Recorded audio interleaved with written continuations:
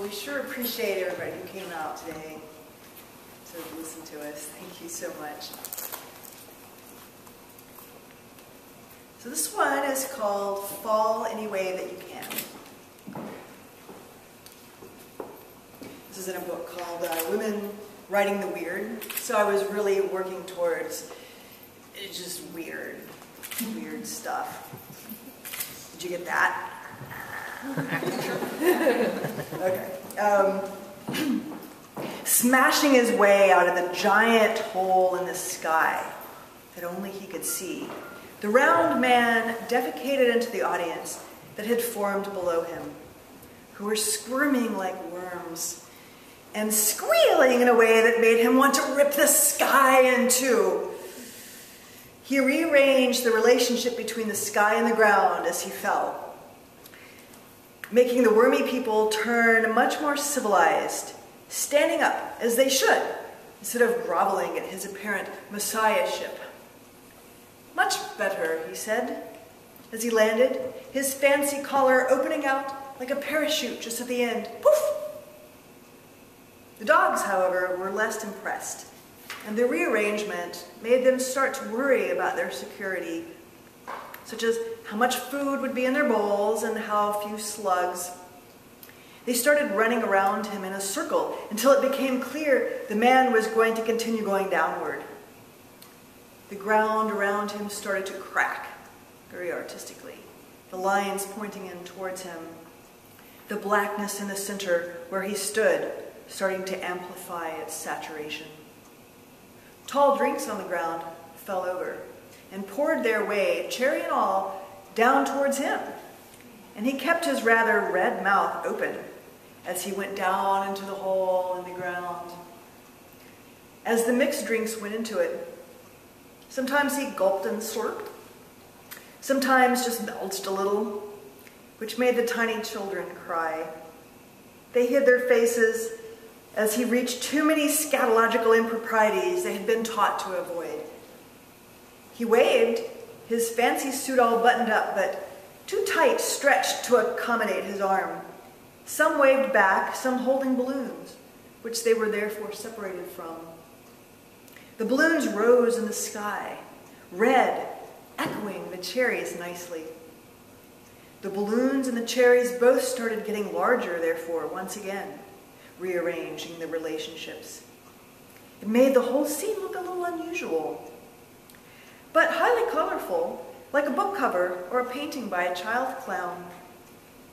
The people who were lying asleep started sliding towards the hole, oblivious, 3 of them. The nappers were going head first, the worst way to go into an opening hole, when the dogs ran to them to pull them back. The day was becoming more circular than usual, though a man standing beside it all, a thoughtful look on his face. He was the newspaper reporter in the crowd, so of course his thoughts were more important. He heard the voice in his head as much more urbane than anyone else's there.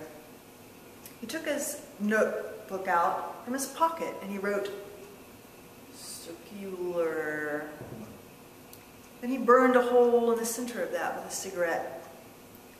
Satisfied he had done something superiorly creative, he threw the butt on the ground and let it smoke, looking around, daring someone to look disgusted at the act.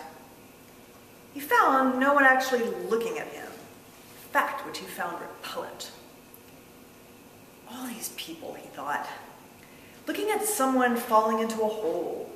It's like he's Charles Ford or something. Who cares? He said aloud. I care, said his wife, who had snuck up behind him and pulled his shoelaces. He fell into the ground, which sucked him into it so fast his wife could hardly remember he even existed. Only the piece of paper with the circular message remained, floating in the air. She looked around and her eyes landed on the hole, still caving in where the man had fallen from the sky. She shook her head and walked away, mumbling, "Facetious bastard, never had a chance with me." Small children were also sucked into the hole, but their parents weren't looking, so they forgot about them before too long. After a while, the crowd noticed sounds coming from the original hole, which sounded vaguely like a song by Barry Manilow. "B.M., B.M., B.M." The crowd started chanting excitedly. No one thought to take a photo of it all, so I can't prove it. But there seemed to be some sort of apparition coming up from the hole. It was all an invocation, it seemed, all along. But how and why finally had to be superseded by a casual "why not?" if one were to remain sane. But no, it was not to be explained so easily. The apparition didn't turn into the musician, but into a large porcupine. The crowd ran backwards, but were impaled by the quills. As it grew larger and larger, some of the quills reached the sky and popped the red balloons, creating turmoil in the crowd. Some of the quills reached into the hole and skewered the red cherries. The porcupine luckily walked along, not noticing the other hole, which sucked it in so fast that no one there realized the day had been unusual at all. Though they were of course also sucked in, as they were impaled on the quills, and just out of reach of the cherries too, which made them mad. Notice that.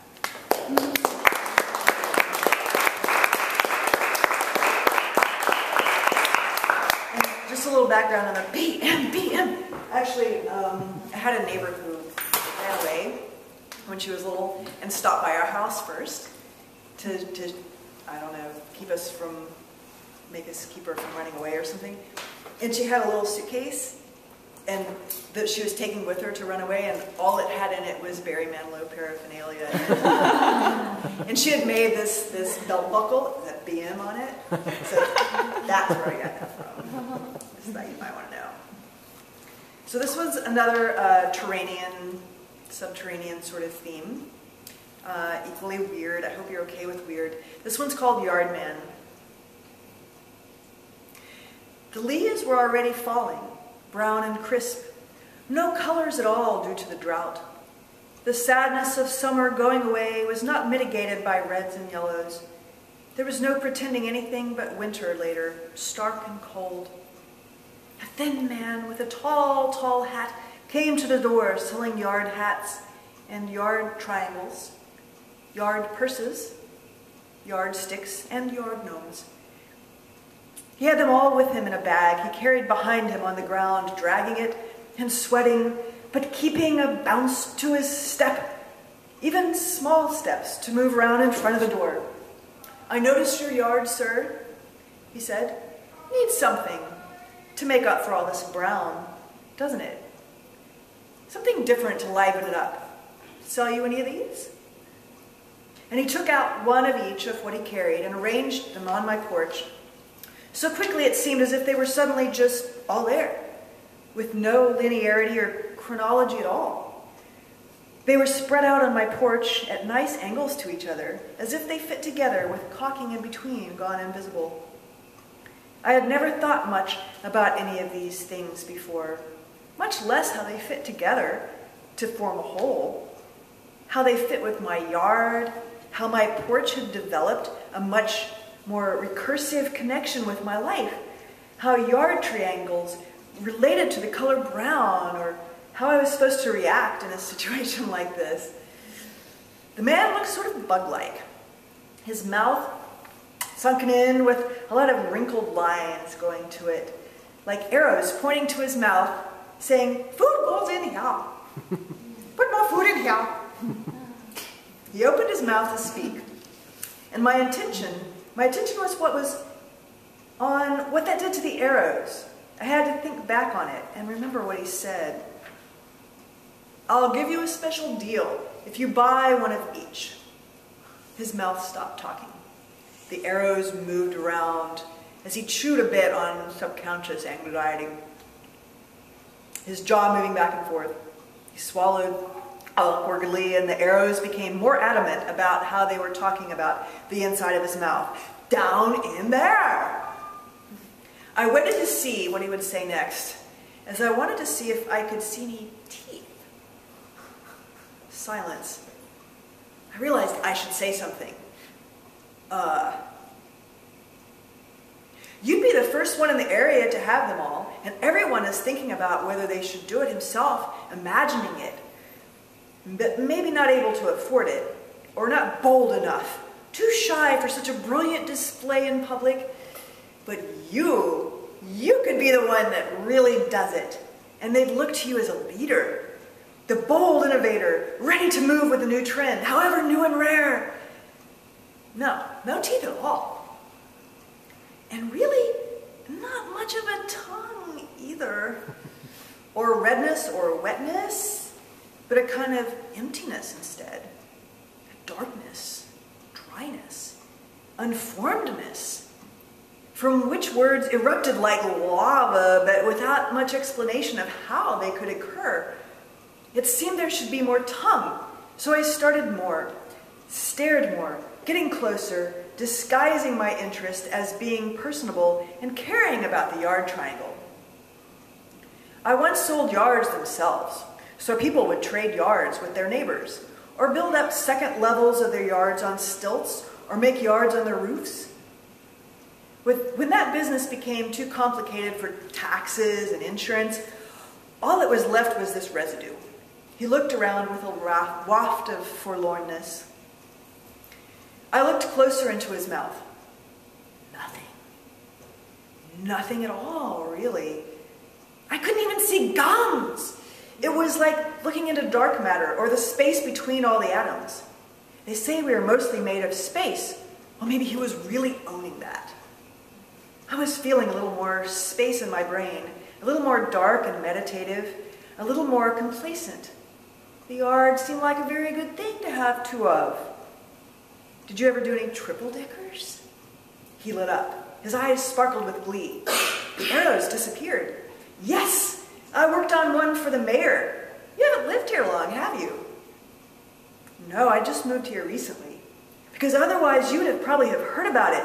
This was a while back, with themes for each one, used props, and great music that mixed together yard to yard, great winding stairways that connected the yards through their centers, and here and there in unexpected places had servers on each level in different types of costumes like different worlds. I expressed my utter astonishment and admiration. I truly had wished I were at one of those parties. I was once invited to one of his parties where everyone was dressed accordingly to different countries. The top level was Turkey, the next level Hong Kong, the lowest level Tibet. You would wear different layers of clothing and take them off or put them on according to which level you wanted to go to at the moment. Everyone looked fat except in Tibet. I found myself losing my memory of what those places looked like other than imagining them as yards. I felt myself losing a little memory of what I looked like, except in relationship to my yard. Browning, turning too crisp and dry, approaching winter, in need of a yard hat to keep the sun off to retain some youth. He swallowed. He looked more fed. I got a little closer to the nothingness of his mouth, marveling over how there could be nothing inside of something without destroying it, pulling it in like a black hole. And then the event horizon, in which all the rules go wonky. And then the singularity and the wormhole, and then the white hole on the other side, spewing everything out, but different. I forgot what we were talking about. I felt as if I were a yard, many levels high, with countries floating through me, different cuisines, which I wanted to offer this poor malnourished man. Would you like something to eat? I asked. No need, he smiled, gracefully, kindly. Can you tell me more about the parties? No, it's easier to show you. He started acting out quite realistically, being all the characters, speaking for them, speaking with many voices at once as you would hear at a party, mingling and schmoozing, bumping into each other, after too many drinks, throwing up in the back, laughing too loudly, taking off clothes, and putting them back on, winking, and everything but eating. I was astonished. I didn't remember seeing anything like that before. I didn't remember much at all about anything right then. Yard triangle, yard purse, yard gnome. The gnome looked like my ex-wife. I stared at it. He took out another. It looked like my dead dog. He took out another, and it was smaller. In his bag, it looked like a kindergarten teacher of mine. I looked up. The leaves in my yard were falling down at a faster rate and becoming a brown layer on my once greenish grass. His clothes were brown. I was feeling brown. The yardstick and yard triangle were brown. I sat down. "Have a seat," I said, pointing to the other chair on my porch.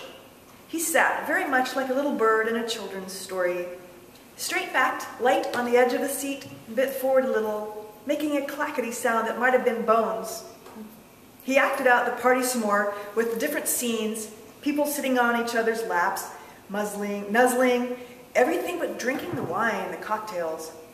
He yawned, big and wide and long, with the mouth of nothingness, and peered inside.